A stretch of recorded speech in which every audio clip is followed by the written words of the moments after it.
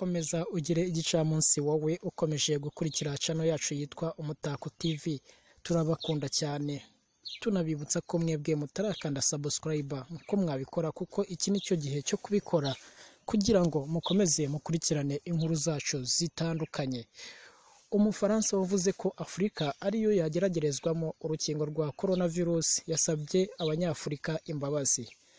Dr Jean Paul Mira wo mu Bufaransa yasabye imbabazi abanyafurika nyuma yo gutangaza ko aribo bakwiye kugeragerezwaho urukingo rw'igituntu harebwa ko rwanavura icyorezo cya coronavirus kibasiye isi yose. Kuwa gatanu nibwo Camille Ronchi uyobora ikigo gikora ubushakashatsi mu by'ubuzima mu Bufaransa yabazwaga na Dr Jean Paul Mira niba urukingo ruzwi nka BCG rw'igituntu rutageragezwa harebwa ko rwanavura COVID-19. Jean Paul Mira yavugaga ko rwageragerezwa mu banyafurika harebwa niba koko hari icyo rwafasha mu guhangana na coronavirus. Ni ikiganiro cyatambutse kuri televiziyo izwi nka RCI yo mu Bufaransa. Mira yagize ati, ubu bushakashatsi ntitwabukorera muri Afurika aho badafite maske, bakaba nta buvuzi bafite, nta buryo bwo kwita ku barwayi buhari, bigakorwa nk'uko hakorerwa ubushakashatsi kuri virusi itera sida. Ronchi mu kumusubiza nawe yagize ati, uri mukuri, turimo kureba uko bwakorerwa muri Afurika, ariko ntibivanaho ko twanatekereza kuba twabukorera ku mugabane w'i Burayi no muri Australia mu gihe kimwe.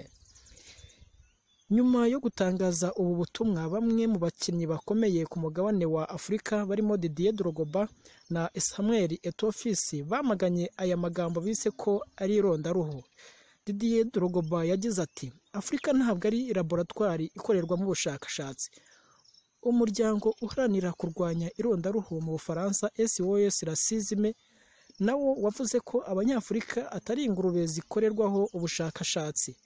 Mu kwisobanura, Mira we yagize ati, ndifuza gusaba imbabazi abo bose bababajwe n'ibyavuzwe n'amagambo atarimo ubushishozi nakoresheje. Yabwiye ikinyamakuru Huffington Post ko abantu bamwumvise nabi, gusa asaba imbabazi kuwo byaba byarababaje. Yagize ati, ubushakashatsi bukorerwa aho ariho hose no muri Afurika. Kugeza ubu kandi Mira kimwe n'umwunganizi we mu mategeko yavuze ko we n'umuryango we batangiye guterwa ubwoba ko bashobora kwicwa.